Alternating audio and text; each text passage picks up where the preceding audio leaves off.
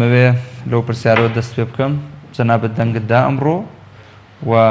لە چ بنکەیەک دەنگتدا و دەنگدان لەو بنکەی کە بەڕێزت لێ ئامادە بووی چۆن بەڕێواچوو؟ بەناوی خۆی گەورە و میهرەبان سەرەتا پیرۆزبایی ئەم ڕۆژە گرنگە لە تەواوی هاوڵاتیانی هەرێمی کوردستانەکەم هیوادارم پرۆسەکە لەسەر هەموو ئاستەکان بە شێوەیەکی ئازادانە و بە شێوەیەکی ستاندەر و بەپێی بنەماکانی خۆی کە یەکێ لە بنەماکان کاراییە لە هەڵمەتی لە پرۆسەی انتخابات تا کارایی بە معنای ئەوەی نەتیجەی فعلی خۆی هەبێ بەو شێوەیە بەڕێوە بچێت و چاومان لەوەیە کە خەڵک بە هۆشیاریەکی زۆر زیاترەوە لە چاوەڵ بژارنەکانی پێشوو دەنگ بدا چونکە کەوتووە بەسەر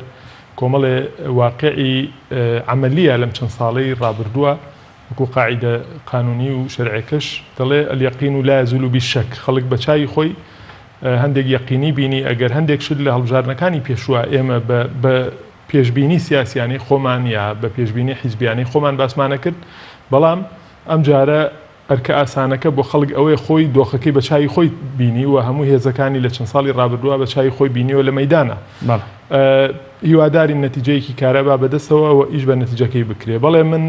وەکو ئەندامێکی ئەم کۆمەڵگەیە وەکو تاکێک هەم بە ئەرک و هەم بە مافی خۆم زانیوە یەکێک لەو کەسانەی کە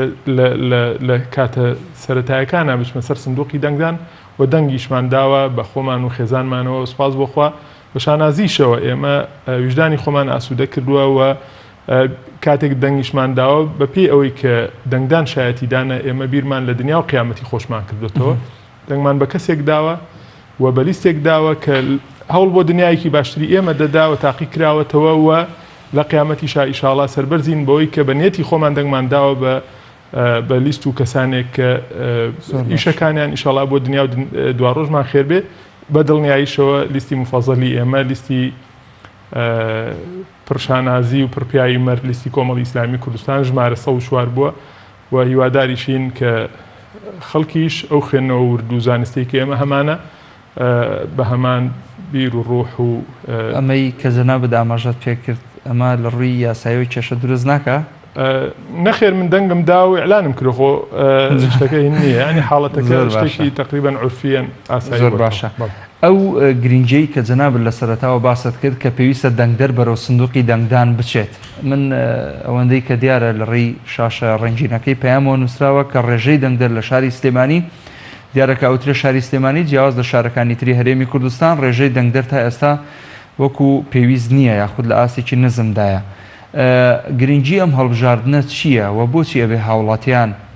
فعلەن بچن دەنگ بدەن حەدی ئەقل بۆ 4 ساڵی ئایندا ئەو گلەی و گازندانەی لە ڕابردووە هەیان بووە لە 4 ساڵی ئایندا کەم ببێتەوە یاخود بڕوێتەوە و نەمێنێ و بتوانن وجدانی خۆیان ئاسوودە بکەن و بڵێن ئێمە دەنگمان داوە و ئەو کەسێک کە دەنگی پێ ئەدەن بتوانن سبەی دووسبەی یەخەی ڕاکێشن و بڵێن ئێمە دەنگمان بە تۆ داوە تۆ مقەسیر بووی بەرامبەرمان. من بۆ ئەم حاڵەتەی کە ئێستا تیاین تا ئەم دقیقەیە یعنی کەمی ئیقبال ئەبین بێ لە بنکەکانە دوو شت هەیە. یەکەم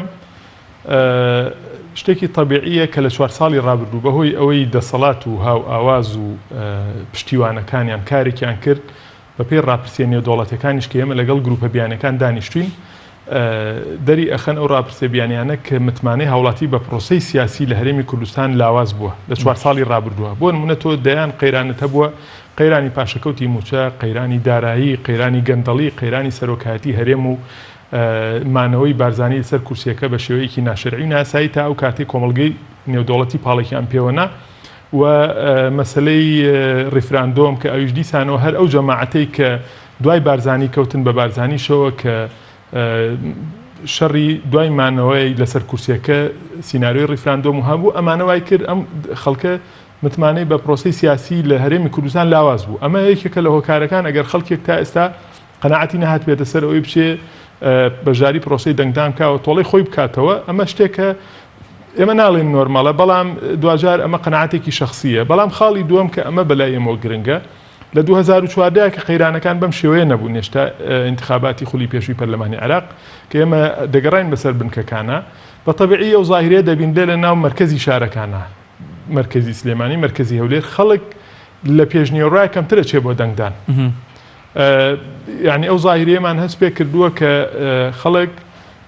بەشێکی بە تایبەتی لە گەڕەکە کانی چەقی شارە لە دوای نیێڕۆ دەچن بەڵام ئەمە هەر کامێکیان بێ من لێرە یەک دوو داوام هەیە لە خەڵکی هەرێمی کوردستان. یەکەم ئێمە ئێستا لە هەڵبژارنەکانی تریش سیرکەین هەموو خروقاتێک یا ساشکێنیەک یا هەڵمەتێک پلانێک هەبوو بێت لەیان هەندێک لیستەوە کە دەستیان لە ناو پرۆسی ساختەکاریە هەیە دائیمەن لە دوای نیۆڕۆ ساختەکاریان دەست پێ کردووە و پلانەکانی خسوتە بواری جێبەجێکردنەوە. ئێستا حاڵی حاضر ئێمە تەحەڕوکێکی ناتەبیعی دەبینین لە ناو شارەکانە. تکامان وایە لە خەڵکی هەرێمی کوردستان و لە چاودێر و بریکارەکانی خۆشمان و لایەنانەی کە ناڕازین بەرامبەر دەسەڵات. یەکەم ئەو خەڵکی کە تا ئێستا نەچووە دەنگ بدا بچێت دەنگ بدا و ممارەسەی ئازادانەی ویست و قەناعەت و تەسەوراتەکانی خۆی بکە و دەنگێک بدا کە بەڕاستی پێی وایە ئەم دەنگە ئەتوانێت دیفاع لە مافەکانی ئەو بکە بۆ دنیا و دواڕۆژی خێرە ئەمە خاڵێک و بۆ چیش بۆ ئەوەی ئەگەر ئەو نەچێ ڕەنگە ئەگەرم تەحەڕوکاتانە بچنە بواری جێبەجێکردنەوە و پیلانێک هەبێ ئیسفادە لە دەنگی ئەو کەسانە دەکرێت بۆ پڕکردنەوە بۆ ساختەکاری کە نەچوون بۆ دەنگەکانیان. یعنی تۆ ئەگەر بەشداری دەنگدان ناکەی و دەنگدەرێکی دژی ئەم دەسەڵات و ڕژێمەی کە ناهەمواری هێناوە بەسەر هەرێمی کوردستانە و دەنگ نەدەی دووجار کارە سادەخوڵقێنی. یەکەم تۆ دەنگ نەداوە بە نارەکەی تا کۆمەڵێکی باشتر بێنیت بیکەی بە نوێنەری خۆت. دووهام بالانسی ئەویشی بەرز کردوێتەوە ڕەنگە ئەو دەنگت بەکاربهێنرێ لە پرۆسەیەکی گەلە کۆمەیە فەوزایەک دروست بکرێ بۆچی بۆ ئەو دەسەڵاتی کە خۆت ڕقلێتی واتە تۆ ناتوانانی دڵخوازی شتێک بی بەڵام خۆت بەژار نەبی لەو دڵخوازیە چاوەڕێکێک خاڵێکی تر بەڕاستی بۆ هۆیەوە ئێمە داوا لە هەموو چاودێر و بریکارەکانەکەین چ ئەوانەی کۆمەڵ ئیسلامی کوردستان کە لە تەواوی کوردستان لەسەر سندوقەکان و چاودێری پرۆسەکە دەکەن و هەموو ئەو هێز و لایەنانەی کە چۆنەڵێ ڕەنگە بیرکردنەوەی سیاسیان لەگەڵ ئێمەیان نزیک بێت. تکامان وایە لە دوای نیۆڕۆیە گەرم و گورتر بن و چاودێری ورتر بکەن چونکە بەڕاستی هەموو جارێک ئەم پرۆسەیە لە دوای نیۆڕۆیە تووشی خەلەل دەبێ و ڕەنگە وەکوت ئەو پیلانە بکەوێتە بواری جێبەجێکردنەوە و تەحەڕوکاتە چۆنەڵە سەیر و جێگومانانە شتی خراپی لە دوا بێ چونکە بەڕاستی ئێمە ئەزمونمان هەیە ئێمە بە هەموو خەڵکی خۆشمان وتووە تا نیوەڕۆژ ئێوە هیچ تەقیمێکی نهایی مەدەن لەسەر هیچ پرۆسەکە چونکە زۆر جار ئەم پرۆسەیە لە سەعاتی ئەخیرە لە 2 ساعتی ئەخیرە چۆنەڵێ ساختەکاری تیا کراوە و وەزعەکە شێوێنراوە. ئەمەش بەچی بەری لێگرێ بەوەی کە ئەو خەڵکی کە لە ماڵ و دانیشت و ئامادە نیە بشێ بۆ دەنگدان یا چۆنەڵێ ئیهمالیەکی کردووە یا سار بۆتەوە بچێت کارێک بکا بۆ ئەوەی هەم خۆی دەنگی بەرامبەری ئەم ڕژێمە زیاد بکە دەنگی نارەکانی دەنگی ئەوانەی ئەیانێ دیفاع لە خەڵکی بەژمەینت بکەن لە مەزڵومان بکەن لەبەرەی گەلان و بیانوێکیش نەدا بەدەست خەڵکەوە کە دەنگەکەی بەکاربێنن وەکو چۆن لە ڕیفراندۆمە خەڵگە و خۆی بچێت دەنگ با بە ڕیفراندۆم هەر دەنگدەری ڕیفراندۆمیش وەی کە چوم سێرەکەم دەنگەکەیان بۆ داوە ئێمە نامانەوێت بەڕاستی ئەگەر کەم کورتێکی لە دەنگدانی تایبەتە هەبوو ڕێ بدەین بەدەستی خۆمان لەم دەنگدانە گشتیا ئەو کەم و کورتیان بواری جێبەجێکردن. ئەو تەزویراتی کە باز دەکرێت ئەڵێن کە گوایە لەم سیستمی کە ئێستا پێڕاو ئەکرێ تەزویرکردن کارێکی ئەستەمە زۆر قورسە بە حکمی ئەوەی ئەو قائیمەیە یاخود ئەو لیستەی کە ئامادە کراوە بارکۆدێکی هەیە ئەبێ ئەو بارکۆدە داخلی سیستم ببێ دواتر بچێتە ناو سندوقەکەەوە جناوەری ناگرێ.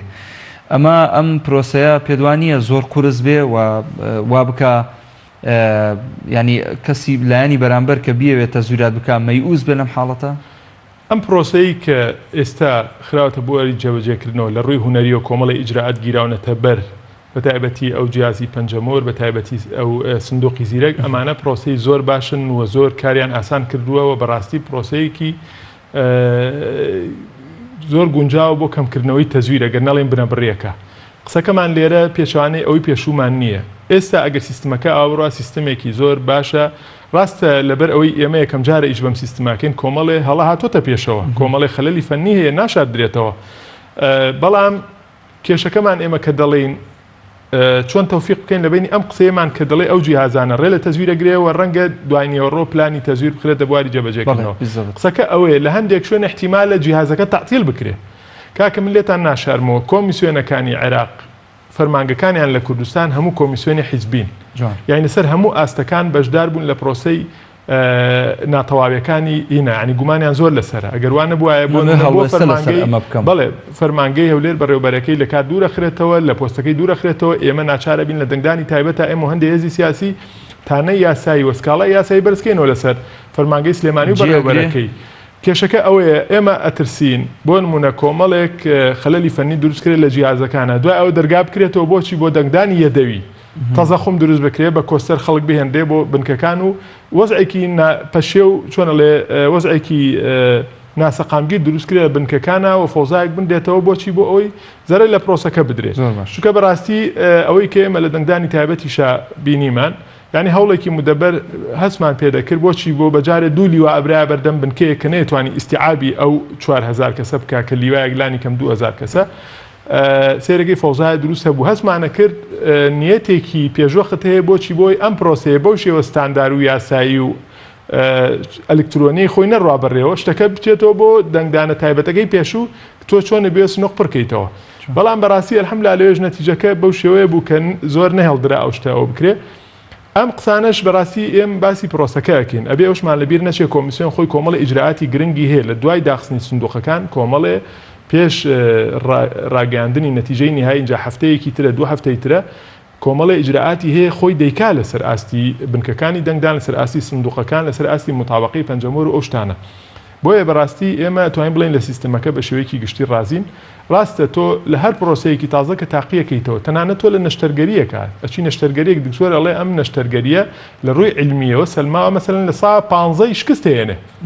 بەسۆ سێری لە سا 85ەکەی ئێمە سیستمێکی ئاوا کە تازە پێی ئاشنابین شتێکی تەبیعیە کۆمەڵی هەڵی فەنی هەبێ کۆمەڵی خەڵک ڕەنگە مەحروم بن لە دەنگدان و کۆی لە دەنگدانی تایبەتە ئەو فۆزای دروستکرا لە نەتیجەیە کارێک کرا هەندێک خەڵک لە دەنگدەری تایبەت مەحروم بوون لە دەنگدانی تایبەت ئەمڕۆتوان دەنگ بن نەخێر تا ئێستا قەراری مطلقی کۆمیسیۆن و تعلیماتی مطلقی کۆمیسیۆن ئەوەیە دەنگدەری تایبەت کە نەیتوانیوە لە ڕۆژی خۆیان دەنگ بە ئێستا بە هیچ شێوەیەک ناتوانێت دەنگ بدا لەبەر ئەوەی ناوی سراوتەوە لە لیستی تۆماری دەنگدەرانی گشتیە ئەوەی لە هەردوو شوێنەکە ناوی هەبوو بێ چکە حاڵەتی وا ڕوویدا من ئەمڕۆ لە کاتی دەنگدانی خۆمە خەڵکی عسکەریە هات دەنجێدا ئەمە تا چەند تەندروستە خۆی شتێک هەیە ئێمە ئەوانە دەنگدەری تایبەتن کە لە پشتی کارتی بایۆمەتریەکان ژمارە 50 لەسەرە ڕەنگە کارمەندی ئەمنی هەبێ ئەو ڕقەمەی نەبووە کارمەند هەیە کارمەندی ئەمنیە و ئەو ڕقەمە لە پشتی نیەکاتەوە ناوی لە دەنگدانی گشتیا هەیە کارمەند هەیە دوو کارتی هەیە کاک هاوژین من شتیوام نەبیستەوە دوو کار لە کەرکووک هەر کەسێک ڕۆژی دەنگدانی تایبەت دەنگی دابێ کارتەکەی لێ سەندراوەتەوە پسوڵەیەکی دراوەتێ دوای ئەوە دەچێت لە شوێنی تایبەتی خۆی کارتەکەی وەرەگرێتەوە هیچ کەسێک ئەوەی ئێمە ئاگدار بین هیچ کەسێک دوو کارتی بایۆمەتری نییە چونکە بەڕاستی ئەگەر کەسێکیش شتێکی وا هەبێ کە من ئاگدار نیم شتی وا هەبێ لە بەسڕە تا زاخۆ دوای ئەوە کە مطابقەی پەنجەمۆرە کرێ ئەم پەنجەمۆرە کە تۆ دەنگی پێدەدەی داخڵ ئەبێ و ئەو لیستەت بارکۆدەکەی لەسرە ئەو لیستەت مطابقە بۆ پەنجەمۆرە یعنی بۆ ئەو جیازە کاکاوژین ڕاشکانەتر قسە بکەین خەڵک هەبووە کارتە کۆنەکەی نەداوەتەوە و کارتە نوێەکەشی وەرگرتووە شتی وان نییە بنمونە ئەوە ئەگەر حاڵەتێکی دەگمەن هەبێ وەگەرنا ئەو دقیقەی تۆ پەنجەمۆرەکەی معلوماتەکانت داخڵە بێ و کارتی بایۆمەتری وەرگرتوێتەوە بۆ کراوە بتاقەکەی پێشوو سوتاوە 30 جار بتوێ بەکاری بێنی بۆ دەنگدان نەک وەکو بەکارهێنان بەڵام خەڵک مەسەلەن ئێستا ئەو هێزە عسکەریانی کە لە دەنگدانی تایبەتە دەنجیان داوە ئەمڕۆ ناتوانن دەنگ بدەنەوە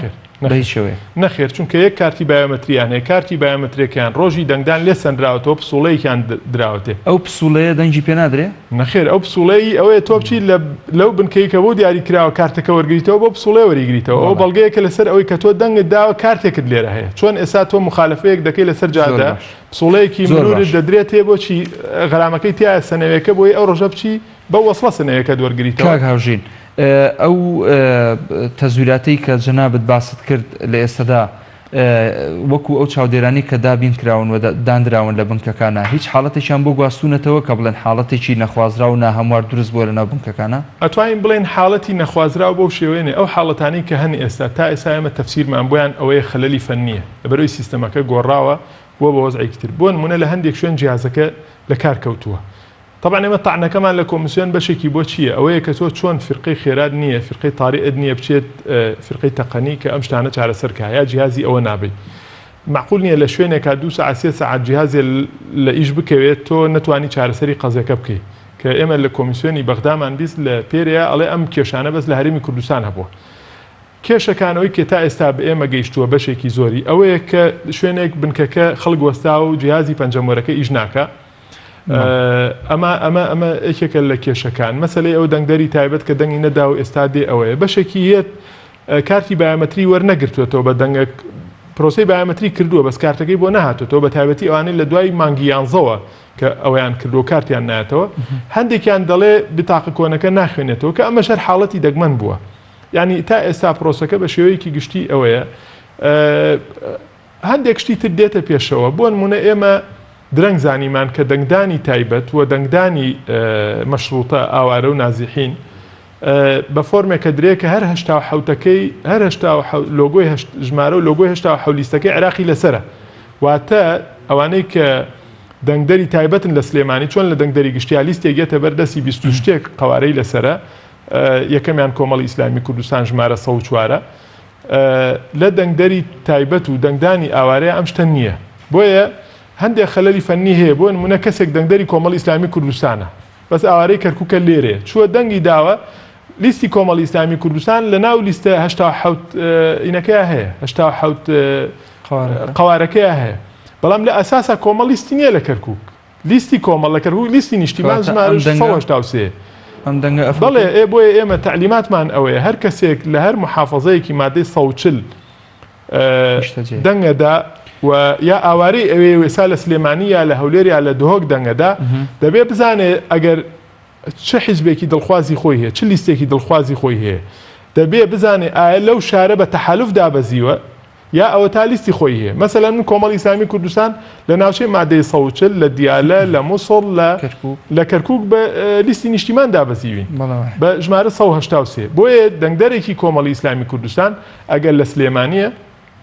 خەڵکی کەرکووکە لە سلێمانیا لە هەولێرەکە چێت دەبێت دەنگ بە لیستی نیشتیمان مەسەلەن کاندید ئێمە ژمارە 3 مامۆستا محەممەد جەلیل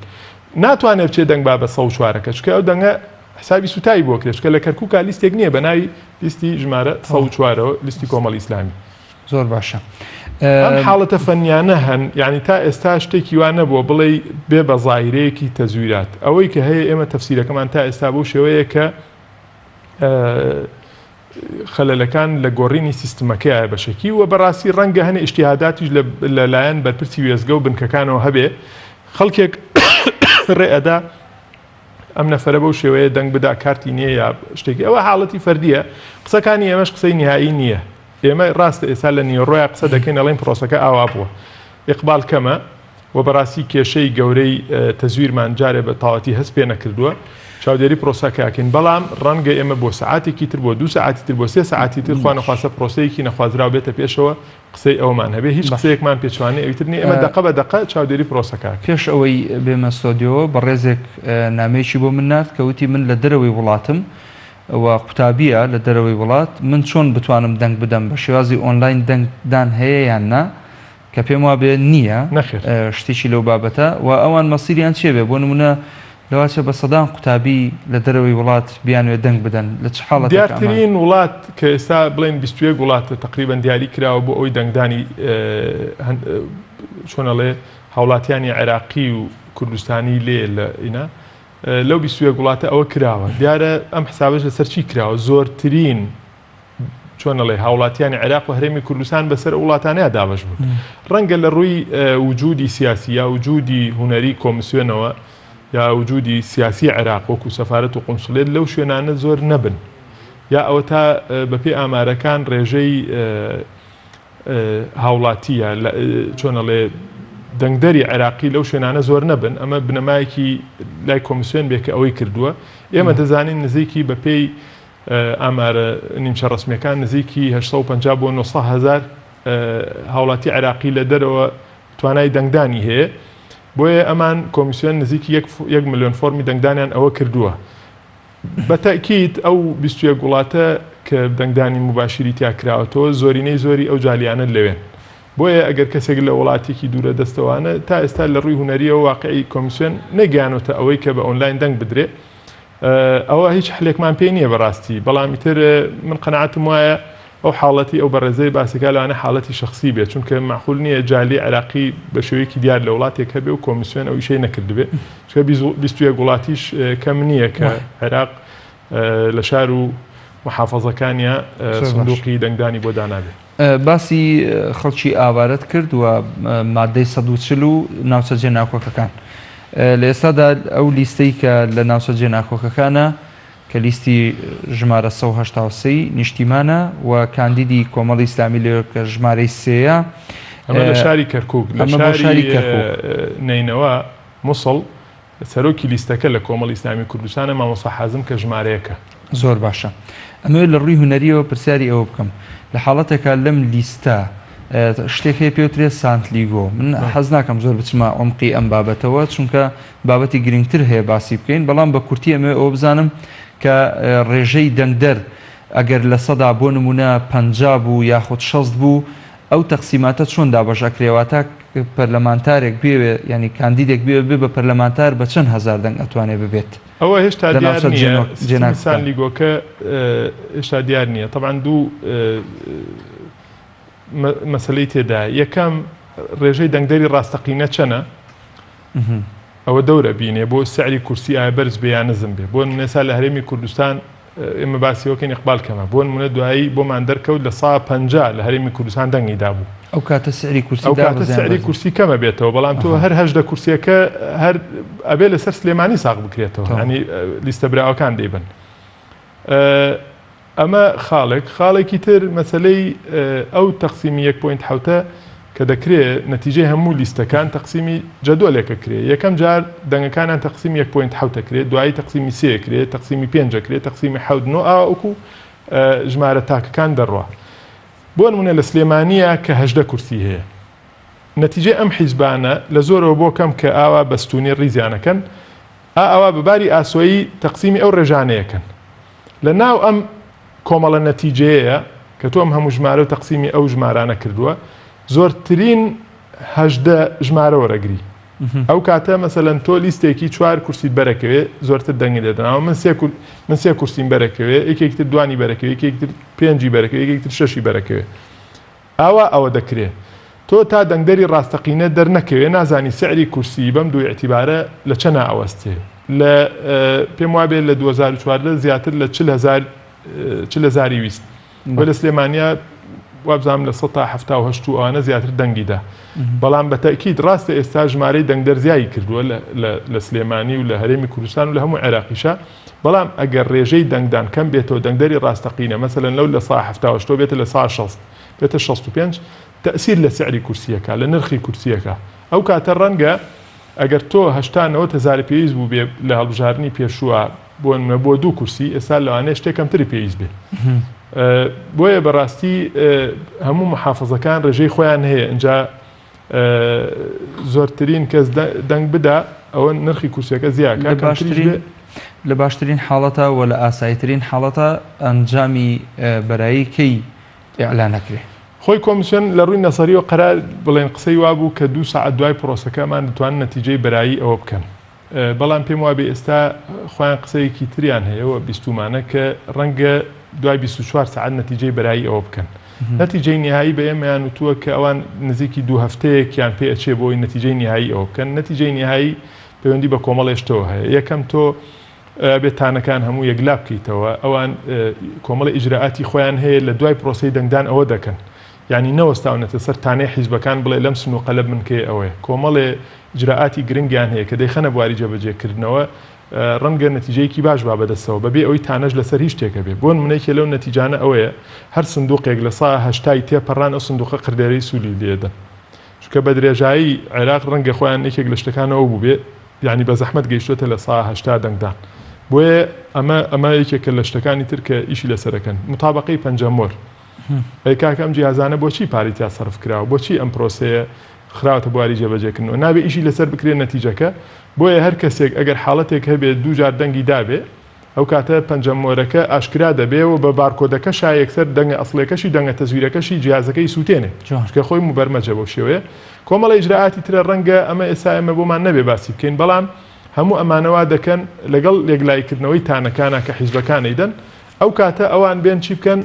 نەتیجەی نهایی کە ئیتر هیچ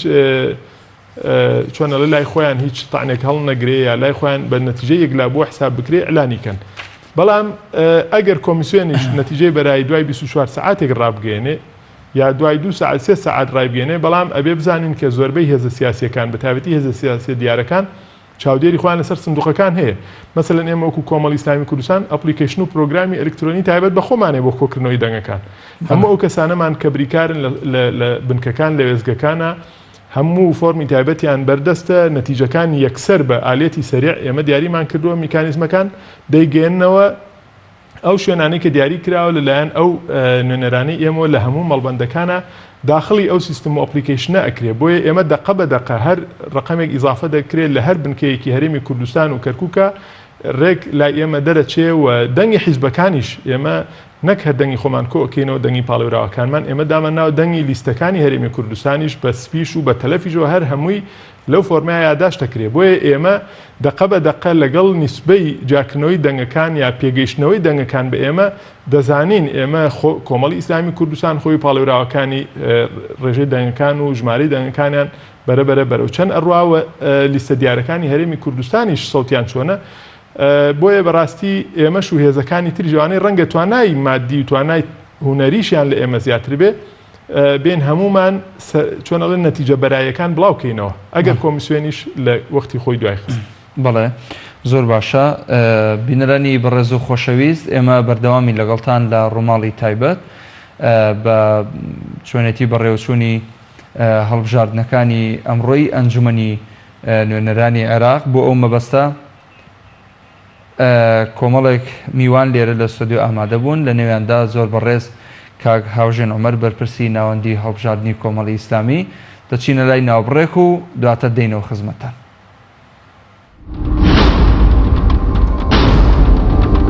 کۆمەڵ سەری بەرزە کە لەبەرەی گەلدایە ئێمە ئەو هێڵە گشتیانەی کە کاری کۆمەڵ ڕێکە خان و ئەو بنەما شەرعیانەی کە لە سەری هەنگاوانەی فێری کردوین و ڕێنوێنی کردوین کە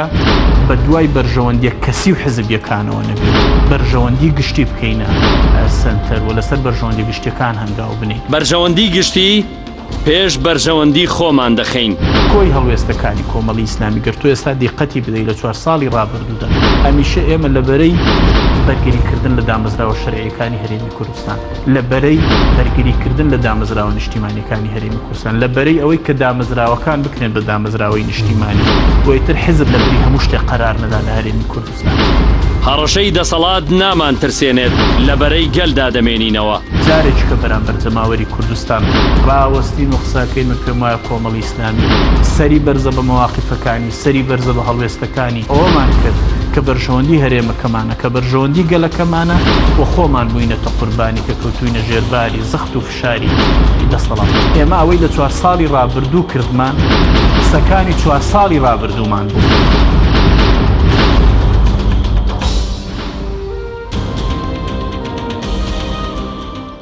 پێش هەموو شتێ سوپاسی خوا بکە خوا تۆی بۆ دینەکەی خۆی هەڵبژاردووە ئەمە تەوفیقی خوایە هەر چاکەیەکت کرد بزانە خوا تەوفیقی داوی هەر خراپەیەکت کرد بزانە خوای گەورە لەگەڵتان خەڵکێکی زۆر خۆت بێ نوێژی خۆیەکات لە ماڵی خۆی پاڵی داوتە لەوەشیە لە من و تۆ زیاتر لە مزگەوتا بێت بەڵام خەمی نییە زەید لەسەر حکمە عەمر لەسەر حکمی خوایە حکمی دنیایە چەپە مارکسیە سەر بە شەرقە سەر بە غەربە ئەو کێشەی ئەو نییە کە کێشەی ئەو نییە سبەی ئەم پیاوە لەوەشە غافڵی شەبیاگای لە خۆی نییە دوایی دەنگەداتە کەسێکیش لە شوێنێ لەگەڵ باسی ڕیبا بکرێت ئەم قەیدێکا بۆ لەبەرەوەی کۆمەڵی خەڵکی خستۆتە ژوورۆ حەڵاڵ و حرام لە مەنهەجی ئەوانی خەڵکی وایە دکتۆرای لە ئیسلامە هەیە لەناو حزبێکی عەلمانی خەڵکی وایە تەمەنی لە حوجرە سەرف کردووە بە ڕیش و بە مێزەرێک و ێسەر ڕەسمێ واسراوە لەناو حزبێکی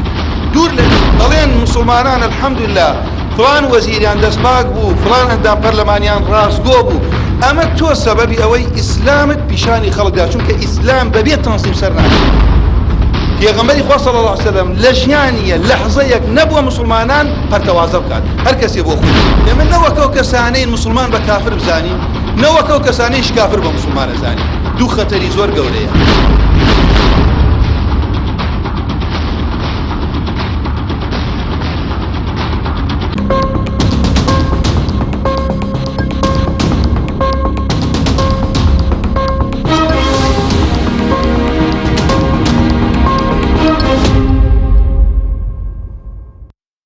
بەڵێ بەڕێزان دووبارە سڵاوی خوای گەورەتان لێبێ لە ڕێی تۆڕی پەیامنێرانی کەناڵی ئاسمانی پەیامەوە هەروەها لە ستۆدیۆ سەرەکیەکەمان لە شاری سلێمانی و لە ستۆدیۆکانی ترمان بەردەوامین لە ڕووماڵی تایبەتی پرۆسەی هەڵبژاردننی ئەمڕۆی ئەنجومەنی نوێنەرانی عێراق کە کۆمەڵی قەوارە و کاندید خۆیان پاڵاوتووە بۆ بەدەستێنانی ڕێژەیەکی زۆر لە دەنگی هاوڵاتیان و هاونیشتمانیانی هەرێمی کوردستان بۆ مەبەستە و قسەکردنی زیاتر لەسەر ئەم بابەتە و چۆنێتی بەڕێوەچوونی هەڵبژاردنەکان زۆر بەڕێز هاوژێن عومەر بەرپرسی ناوەندی هەڵبژاردننی کۆمەڵی ئیسلامی لەگەڵمان میوانە دووبارە بەخێربێنەوە کاک هاوژین ئەمەوێ ئەو پرسیارە بکەم تا ئێستا ئاماژەی سەرکەوتنی پرۆسەی دەنگدان چۆنە لە لای بەڕێستان؟ وڵای ئێمە پێمان وایە گەر پرۆسەکە ئاوا بڕوە لە دوو ناحیەوە یەکەم ئەگەر ڕێژەی دەنگدان بگاتە ڕێژەیەکی معقول ئەمە یەک دووهەم ئیجراعاتە فەنیەکان بەو شێوەیە بڕۆن کە وەکو هەیە بە شێوەیەکی گشتی پرۆسەکە سەرکەوتووە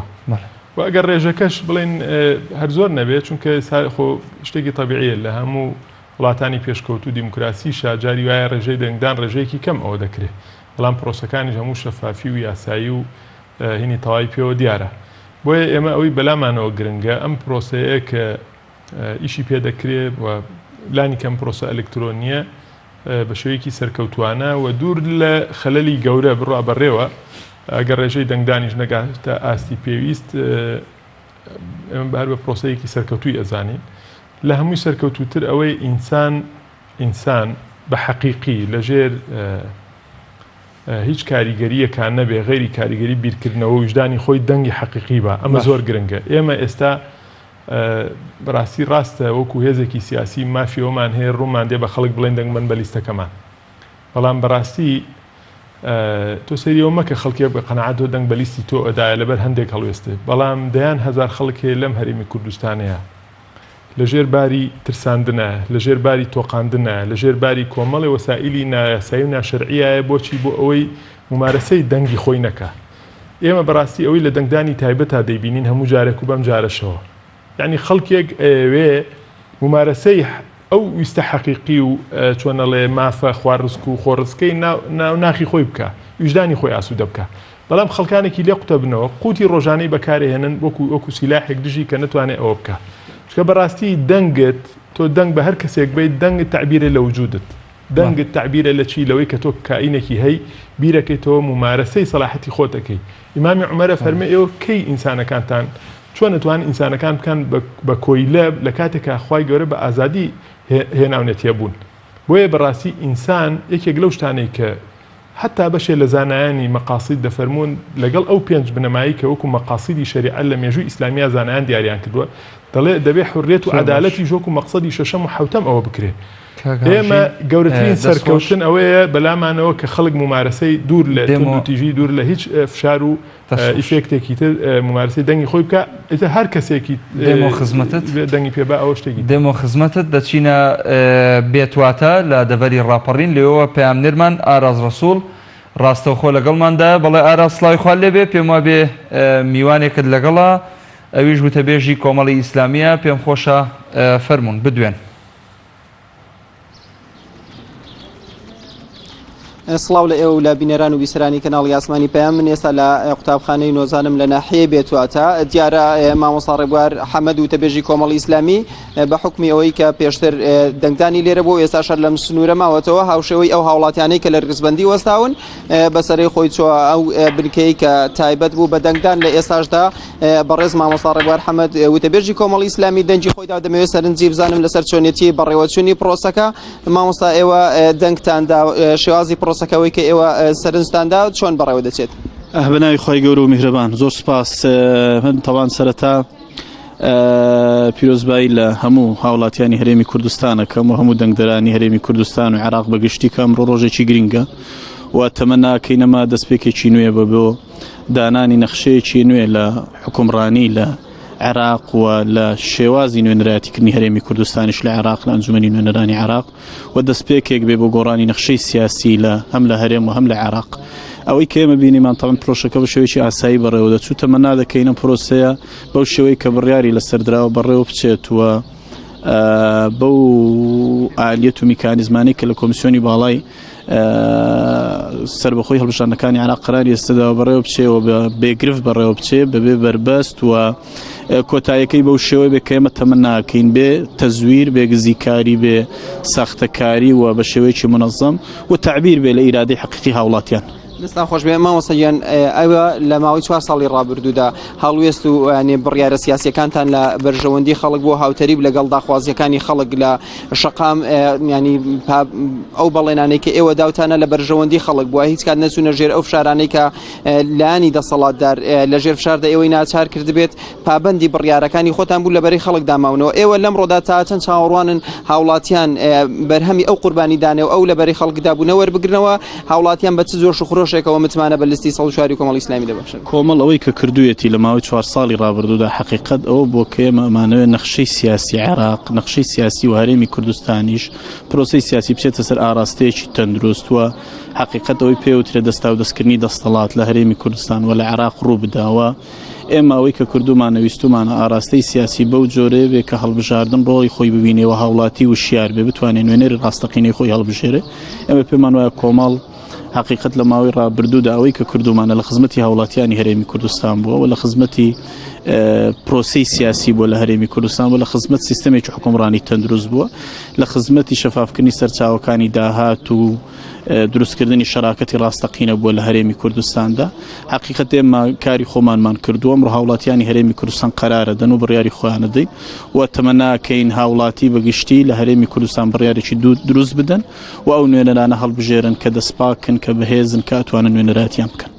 ئەرکی سەرشانی هاوڵاتیان چیە لە ئەمڕۆدا ئەنی بەڕاستی هاوڵاتیان شایستەی ئەو ژیانن کە لەسەر دەستی زۆرێک لە سیاسیەکە حکومڕانەکانی ئەم هەرێمە ڕوبەڕووی بوونەوە پێویستە ئەمڕۆ بە چ شێوازێک ڕێکاری گۆڕانکاری ئەو هاوڵاتیانە بیگرنەبەر بۆ ئەوەی چیتر لەم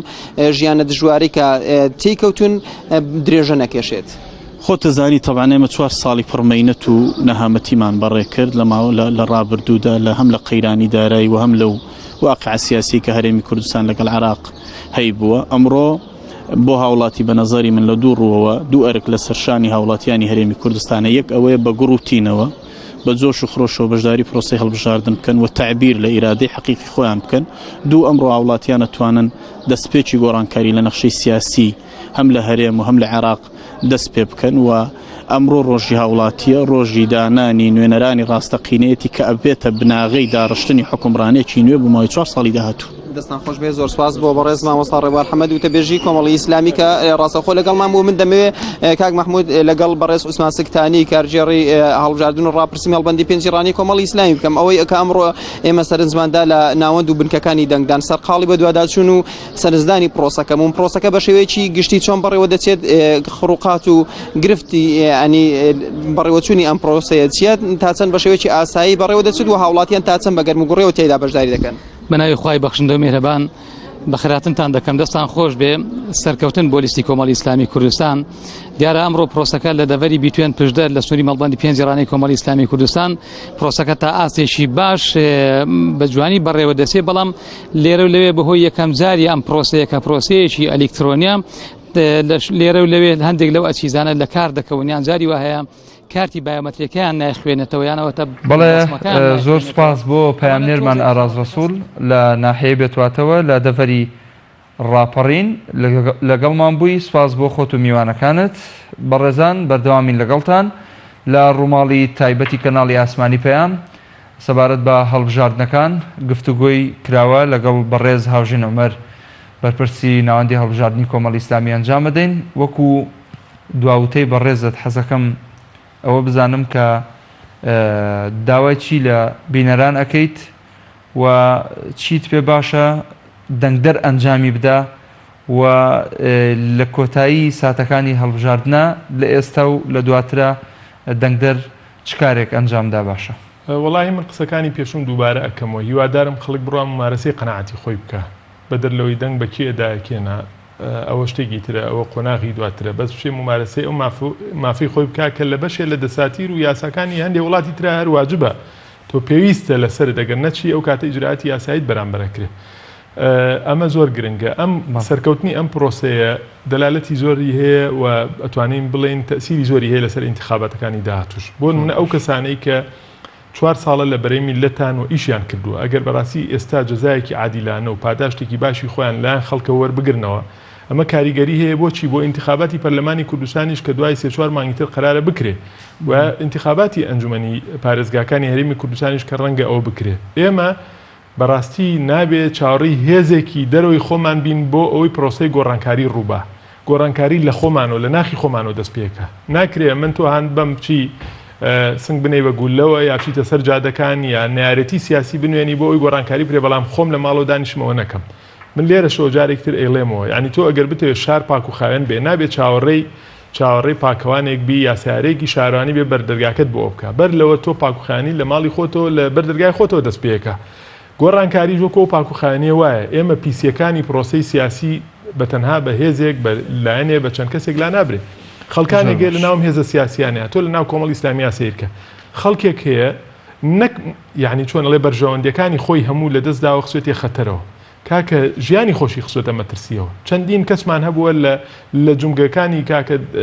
پرۆسەی سیاسی و حکومڕانی ئەم هەرێمی کوردستانەیە بۆ بە پەرلەمانتارتەوە بە سکرتێری پەرلەمانتەوە بە بەغاتەوە بە کوردستانتەوە بە وەزیرتەوە هەر هەمووی هاتۆتە ماڵەوە پرۆسەکەی بەجێشە لەبەر خاتری کێ لەبەر خاتری ئەو هاوڵاتیە ئەو هاوڵاتیش مەفروزە بەشدار بێت لە سەرخستنی ئەو کەسانەی کە ئێستا بەنایەوە دێن دیفاع لە مافەکانی دەکەن بۆیە بەڕاستی ئێمە دەبێ هۆشیاریمان زیاد بکە سوپاس بۆ خوا پرۆسەی هۆشیاری لە هەرێمی کوردستان بە شێوەیەکی باش پەرەی سندووە و زیادی کردووە تۆ ئەگەر سەیری انتخاباتی 92 بکەی سەیری انتخاباتی خۆلی دوایین پەرلەمانی کوردستان بکەی یەکێتی و پارتی لە 100 کورسیەکانەوە هاتن لە سا 75 دوای هاتنە سەر 59 ئێستا لە پەرلەمانی کوردستان بۆ هەموو شەق و شڕێەوە لە سا 54یان هەیە کە نیوەی کاکە هەر ئێستا بە ئاشکراڵێ من سەر بەو خەتە نیم بۆیە بەڕاستی ئێستا ئێمە لە بەردەم گۆڕانکاری گەورەیان دەبێت ئەو خەڵکە خۆی بێتە مەیدان یعنی دانەنیشین ئەنانیەت یعنی ئەم دەسەڵاتە ئیشی لەسەر ئەنانیەت کردووە لەسەر خۆپەرستی کردووە لەسەر بەرژەوەندخوازی کردووە بۆیە من مهتەم نیم بە ئیشی دراوسێکەم ئەم قیەمانە قیەمی جوانی سیاسین کۆمەڵایەتین قیەمی کوردەوارین کاکە کۆمەڵگەی کوردی تا خاوەنی ئەم قیەمانە بوو لە هەموو دنیاە هات چۆن ئەڵێ ناوبانگی هەبوو لە ناو گەلەکانی ترا کە ئەو کوردمان و کاکە کورد بەو قیەمە جوانانەوە ناسراوە ئەم دەسەڵاتی کوردیە لە چەند ساڵی ڕابردووە ئیشی کردووە لەسەرەوەی هەتا تەنانەت قیەمی کوردەواریش نەمێنێ ئێمە ئیش لەسەر زیندوکردنەوەی ئەو قیەمانە دەکەین ئێمە دەمانەوێت کۆمەڵگەیەکی باشترمان نەبێ کاکە نەک لە ڕووی سیاسی و پرۆسەی دەسەڵاتداریەوە ئێمە ئەمانەیە کە هاتینە سەر تەختی دەسەڵات کە بەڕاستی متمانەی خەڵکمان بەدەزێنە تاکی کوردی دروستکەینەوە ئەم بەڕێزانە تاکی کوردیان ڕوخانووە تاکی کوردی ئێستا لەوێ دەڕوە تاکێکە ئەڵێ چۆن ئەڵێ خۆڵودۆی کراوە بەسەرا ئێمە چۆن ئەبێ ڕازی بین تاکی کوردی کە لە عالەمە ناوبانگی هەبووە ناکرێتەوە لە ماوەی 6 مانگە تاکی کوردی کە بە ئازاترین جەنگاوەر لە عالەمان ناسراوە شەڕی داعشێ کرد تۆ ئێستا بیکەی بە بێشکۆترین تاک لە عالەمە تەنانەت هەموو نایارە سیاسەکانی کە تا دوێنێ ئاواتان نەخواست بێن لە کوردستانە دانیشن لە ژێر سایی لە ناو کۆمەڵگەی کوردیا جیان بێتەوە چکە کۆمەڵگەی کوردی کۆمەڵە قیەم و بەهای جوانی هەیە بەڵام ئێستا وای لێبێ کاکە ئێمە خۆمان کرد لە سایی دەسەڵاتی یەکێتی و پارتیەوە خۆمان بکەین بە مەخسەری هەموو دنیا ئادەی شەریحەیەکم پێ بڵێ لە کۆمەڵگەی کوردیا کێشەی نەبێ کاکە تا پێش شەڕی داعش تاوێ خەڵکەی وڵا کاکە خۆزگەمان بە پێشمەرگە یەکەم وەزاردەوان مەعاشوەرگن لە ساسە وەرەگرن 6 مانگی نەبر پێشمەرگە ئێستا خۆزگای خوا بە مامۆستا ئەڵێ مامۆستا وەرەگرێ من وەری ناگرم ئەمە مەهزەلەیە لە وڵاتیارۆ ئێمە پێویستە خۆمان بەشدار بین تاکە وەسیلەش بۆ گۆڕانکاری چییە بریتە لە پرۆسەی دەنگدان بەڕێزان ئایا خەڵک ڕازیە کۆمەڵی ئیسلامی بزوتنەوەی گۆڕانە و هێزانەی تر کە پرۆژەی سیاسیمان لێ کۆنزیکە بێن هێزی چەکداری دروستکەینەوە نەخێر هەر خۆتان قبولتان نییە و ئێمەش قبولمان نییە چکە لەبەرەوەی ئێمە یەکەم هێزین داواکەین دەوڵەتی موسساتی هەبێ سوپای نیشتیمانی هەبێ باشە بەدەر لە شەڕی ناوخۆ چیمان هەیە کە بە وەسیلە یاسایی و سەردەمیەکان ئێمە بێن گۆڕانکاری بکەین خەڵکی کورد دانیشتوانی هەرێمی کوردستان کە هەر هەمووتان خۆتان ماڵ و مناڵتان هاتون چیەکەن هاتون بەدەست ئەم زوڵمی ئەم دەسەڵاتەوە ناڵێن دەوەرن یارمەتیمان بن پشمان بگرن ئەگەر ئێمە بە 3 کورسیەوە بەقەدەر 20 کەس زیاتر ئێمە ئیشمان کردووە باشەوەرن بمانکەن بە 6 مانکەن بە 7 مانکەن بە دەبۆی ئەوە بکەین بۆیە بەڕاستی کاکە حیزب هەیە لەم هەرێمی کوردستانەیە لە دەسەڵاتە ئەڵێ بەدەستهێنانەوەی ئایندەمان بیری لەوە چووە کە ئەم قسەیەوە گەێنێ من ئایندەشم فەوتانون ناڵێ بەدەستهێنانەوەی ئێستامان ئەڵێ بەدەستهێنانەوەی ئایندەمان یعنی ئایندەکەشمان فت کاکە ئێمە دەڵێن وەرن ئێسای خۆتان بەدەست بێنەوە کاکە تۆ کەسێک کە لەخوا ترسا کەسێک کە دەست و دایانی پاک بوو باوەڕی بە قیەمی ئەخلاقی ئیسلامی هەبوو باوەڕی بە چاودێری خواییەوە بوو کە دینارێکی پێ حرامە ملیارە دۆلاریشی پێ حرامە کە دزیەکی مادی پێ حرام بێ فێڵێکی معنەویشی پێ حرامە ئێمە نەرانەی ئێمە ئەویان کردووە خەڵک هەیە لە پەرلەمانە بووە بە حکمی کۆمەڵەشت چوە ئیستیغلالی تەنانەت پۆستەکەی خۆی کردووە بە دەیان ملیۆن دیناری مانگانەی خۆی تێرم بۆ چوە وەک شتێک باسەکەن کە عەلا ئەساس پەرلەمانتارێک چووە لە ئەڵمانیا ماڵ و مناڵیشی بردووە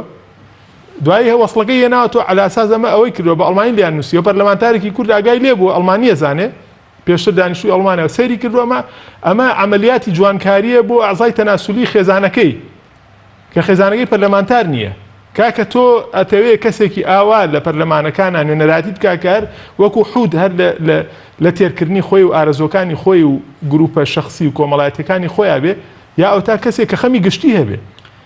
ئێمە چه ئیسفادەیەکی مادیمان هەیە لەم قەزیانەی کە ڕوئەدا غێری باوەڕبوون بە قیەمێک کە قیەمی دیفاعکردنە لە کۆمەڵگەی کوردی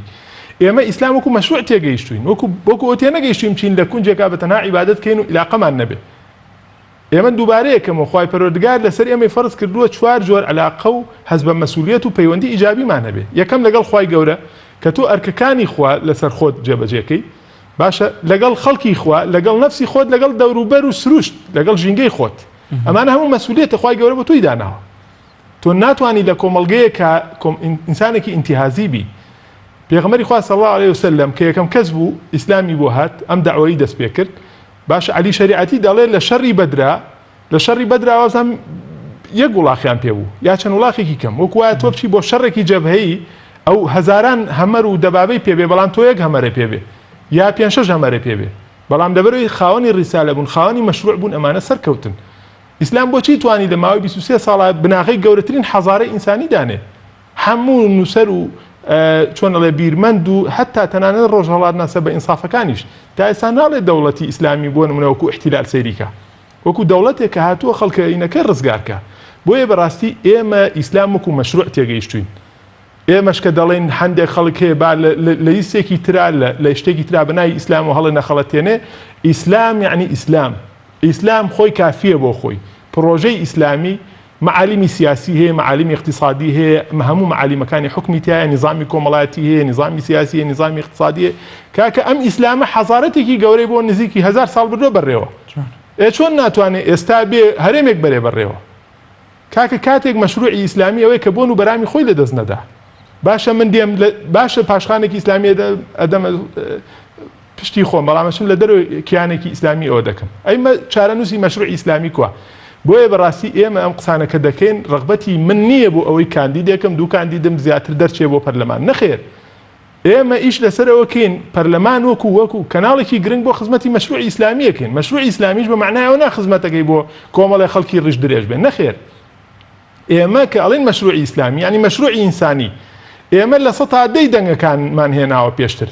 بەس شەڕمان لەسەر موچەی لە ساسەی هەرێمی کوردستان کردووە چونکە باوەڕمان بۆ قیەمە هەیە پێغەمبەری خوا صلی الله علیه و سلم لە حلفی فضوڵ فەرموویەتی ئێساش حلفی فضوڵ هەبێ کە لە سەردەمی جاهیلیەتە بوو ئێساش بەشداری یەکەم چونکە بۆ ئیسلام لەگەڵەوە نییە تۆ موسڵمانی ئیلا بێت تۆ موسڵمان بینجا دیفاع لێ بکە ئیسلام باوەڕی بە قیەمی ئینسانی هەیە انصر ئەخاکە ظالما ئەو مەظلوما یعنی برا ئینسانەکەت ئەگەر زاڵم بوو ئەگەر مەظلوم بوو سەریخە ئەگەر مەظلوم بوو پشتی بگرە ئەگەر زاڵم بوو دەستی بگرە بۆ ئەی زوڵم نەکا بۆیە مرکزیت لای ئێمە ئەوەیە چۆن ئەم ئینسانانە لەژێر باری زوڵمانە بن لەم پێناوەیە باش دراوە وەڵا ئەنجا ئەگەر باش نەدرابێ بەڕاستی ئێمە لە ڕوومان نایە ئەم قسانە بکەین ئێمە کە وتمان قاعدە شەرعی و قانونیەکە دەڵێ اليقین لا يزول بالشك ئێمە کێمان هەیە ڕوبەڕووی زوڵم مستەم نەبوو بێتەوە پەرلەمانتارمانە لێی دراوە هەرچی دەستبەرداری پۆستە حەساسەکانی هەرێمی کوردستان بووین دەستبەرداری هەموو ئیمتیازاتە مادیەکان بووین کاکە معادلەیەک هەیە لە قورئانە تەرغیب و تەرهیب هەموو ئەوانەی دەیانەوێت تۆ لە هەڵوێستەکانی سارکەنەوە هەر بە پێی معادلەی قورئانی کە لە سوورەتی پێم وابێ موئمنون ناباسیەکە لە پێشەوە ئیمتیازاتێکی زۆر تەدەنێ ئیمتیازاتی دنیایی تێکەڵی مەسلحەت دەکەن بۆچی بۆ ئەوەی ببی بە ساحەبی بەرژەوەندەکانی خۆت حیاتێکی مادی مستەقیر ئەنانێتێک تیا دروست بێ ئیتر مهتەم نەبی بە کێشەکانی کۆمەڵگەکەت بە کێشەکانی هاو و نیشتیمانەکان باشە ئەگەر تەجاوازی ئەمەت کرد تۆزی خۆت ڕاگرت ئەنجا هەڕەشە و گوڕەشە دەست پێەکە هەر ئەوەنەی کۆمەڵی ئیسلامی کوردستان کەوتوتە بەردەم هەجمەی لێدان کاندیدەکانی ئەندامەکانی وەکەوتوتە بەردەم هەجمەی میدیایی ئەوە لە ڕابردوو ئایزانی بە تایبەتیش لە شخصی یەکەمی کۆمەڵی ئیسلامی کوردستانەوە ئەگەر سەیریکەن دەست پێکراوە باشە ئەمە دەلالەتی چییە؟ دەلالەتی ئەوەیە تۆ تەرغیبەکە نەیتوانیوە ساردکاتەوە ئێستایان تەرهیب بەرامبەر بەکارێنن پاڵێورا هەیە فاشیلترین کەسە یا ئەتوانین بڵێن پەرلەمانتار هەیە سەر بە حیزبی دەسەڵات فاشیلترین کەس بێکەسایەتیترین کەسە خەڵک وەکو نوکتەی بێ شخصیە دەیێنێتەوە لە هەرێمی کوردستانە سێری کە قسە دەکات ڕیکلامەکە بۆ لە ئەمیری کۆمەڵی ئیسلامی کوردستانەوە دەست پێکا قسە ناشرینەکە ئەمە نیشانەی چی وەرە من بە بەڵگەی قورآنی بۆ تەسەلمێنم نیشانەی ئەوەیە کە من لەبەرەی حەقام بۆیە ئاواکی ئیمامی شافعی دەفەرمێ ئەگەرەتەوێ پیاو باشەکان و دۆستەکان و خەڵکە باشەکە بدۆزیتەوە دوای تیری دوژمن بکەوە تیری دوژمن دای لە کێ ئەوە بزانەوە ئینسانە ئەو باشی تایە خەسڵەتی باشی تایە شەڕی ئێمە بۆ چییە؟ کۆمەڵی ئیسلامی کوردستان ئێستا شەریکەیەکی نییە تا بجێی مانگانەی ئەوە بکە ئەم وەجهانەی کە تۆ دێی لێرە وەکو شارەزای سیاسی وەکو مەسوولی سیاسی وەکو مەسوولی حیزبیەوەکەی هەموو لە ڕووی داراییەوە کێشەی هەیە ژیانی مسۆگەرنی وەکو هاوڵاتی کاکە مناڵی لە مەکتەبی ئاساییە بە سیارەی ئاسایی دێ وەکو ئەو خەڵکە بۆیە بەڕاستی ئێستا هەڵبژاردن کەناڵێکی گرنگە بۆچی بۆ ئەوەی ئینسانەکان بتوان ممارسی حەقی خۆیان بە دەستی خۆیان بەشدار بن لە چیا لەوەی کە حەقێک کە هی خۆیانە بیگەڕنەوە زوڵمێک لەسەر خۆیانە بە هاوکاری ئەو هێزانەی دیفاعیان لێکرد قوارەی گشتین قوارەی دەستە جەمعین دیفاعیان لێ بکەن زۆر سپاس بۆ کاک هاوژێن عومەر بەرپرسی ناوەندی هەڵبژاردننی کۆمەڵی ئیسلامی کە لەگەڵ